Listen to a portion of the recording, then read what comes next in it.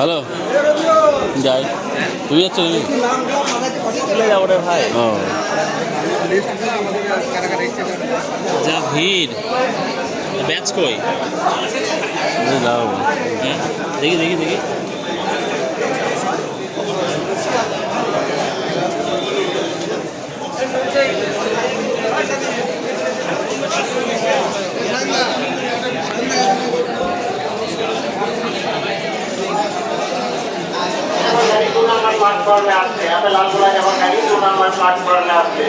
শহীদ সামনে ধর্মতলা ছিল প্রধান বক্তা